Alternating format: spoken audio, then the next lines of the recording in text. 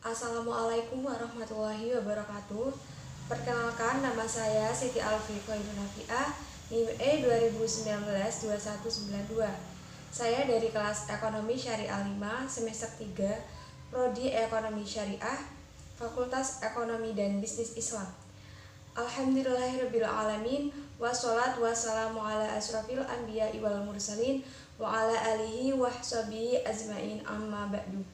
Baik, di sini saya akan menganalisis 3 materi, yaitu pertama, materi tentang konsep dasar ekonomi Islam, yang kedua tentang uang dan fungsinya, dan yang ketiga pengangguran dalam perspektif ekonomi Islam. Nah, ini merupakan salah satu tugas UTS saya yang telah diberi oleh dosen saya, yaitu Bapak Dr. Abdul Wadud Nafis LCMRI, selaku dosen pengampu mata kuliah Ekonomi Makro Islam. Analisa yang pertama yaitu tentang konsep dasar ekonomi Islam. Jadi, sebelum kita menganalisa tentang konsep dasar ekonomi Islam, sebaiknya kita harus mengetahui terlebih dahulu apa itu definisi dari ilmu ekonomi. Jadi, ilmu ekonomi itu merupakan suatu cabang ilmu ekonomi yang membahas dan mempelajari tentang perilaku manusia dalam memenuhi dan memuaskan kebutuhannya. Nah, kita berbicara tentang konsep dasar ekonomi Islam. Jadi, perlu tahu juga definisi dari ekonomi Islam. Nah, ekonomi Islam itu bagaimana kita mengalokasikan, mengatur, dan mengelola sumber daya yang kita miliki. Tujuannya adalah untuk mencapai falah. Nah, falah di sini yaitu kesuksesan atau kemenangan dalam hidup, bisa diartikan juga sebagai kebahagiaan dunia dan akhirat. Nah, untuk mencapai falah ini kita harus berprinsip pada nilai-nilai Al-Quran, As-Sunnah, Ijma', dan Qiyas yang merupakan sumber ekonomi Islam. Di dalam konsep dasar ekonomi Islam juga membahas tentang dasar-dasar ekonomi Islam. Ada tauhid, asidik dan amanah, saling mengakui hak milik individu dan hak milik umum, al-adl, al-tawazul, serta at-ta'awud. Nah, adapun prinsip-prinsip ekonomi Islam dari Maghrib.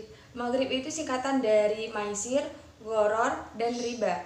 Maisir itu seperti judi, goror itu seperti penipuan, dan riba seperti bunga. Serta juga membahas karakteristik ekonomi Islam. Nah, dari konsep dasar ekonomi Islam, saya dapat menganalisa. Nah, masih banyak pelaku ekonomi yang belum berprinsip pada sumber hukum ekonomi Islam, dan juga masih banyak pelaku ekonomi yang belum menerapkan dasar-dasar ekonomi Islam. Di dalam pembahasan tentang konsep dasar ekonomi Islam, ada beberapa prinsip yang harus diterapkan, yaitu menjauhi yang namanya maghrib. Analisa yang kedua yaitu tentang uang dan fungsinya. Nah, sebelum menganalisa terlebih dahulu, kita harus mengetahui definisi dari uang. Nah, jadi uang itu merupakan suatu benda yang digunakan oleh masyarakat sebagai alat tukar dalam kegiatan ekonomi. Nah, di dalam materi tentang uang dan fungsinya membahas pembagian dari jenis-jenis uang, membahas tentang fungsi asli uang, membahas tentang fungsi turunan uang, serta fungsi uang menurut ekonomi Islam. Nah, dari apa yang telah dijelaskan di video sebelumnya, saya dapat menganalisa saat ini masih banyak orang yang salah dapat mengalokasikan uang. Masih banyak juga orang yang mempergunakan uang untuk sesuatu yang dilarang seperti judi, rentenir, dan lain sebagainya. Nah, sebenarnya uang tersebut harus dipergunakan dengan baik. Nah, contohnya seperti bersedekah, berzakat, sehingga menjadi berkah untuk kita. Nah, analisa yang ketiga yaitu pengangguran dalam perspektif ekonomi Islam. Nah, sebelum menganalisa materi tersebut, perlu tahu terlebih dahulu definisi dari pengangguran.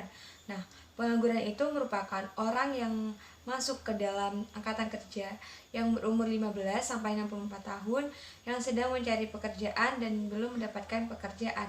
Nah, di dalam materi pengangguran dalam perspektif ekonomi Islam juga membahas tentang macam-macam dan jenis-jenis dari pengangguran, membahas penyebab dari pengangguran, serta membahas dampak dan solusi pengangguran dalam perspektif ekonomi Islam.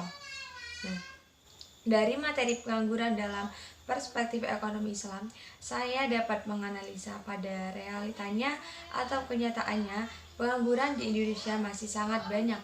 Nah, mungkin dengan adanya beberapa solusi tentang pengangguran bisa meminimalisir pengangguran serta dampaknya. Islam sangat melarang untuk menganggur dan sangat menganjurkan untuk bekerja, baik untuk kebaikan kita di dunia maupun di akhirat. Nah, dan perintah untuk bekerja banyak terdapat pada Al-Quran atau hadis.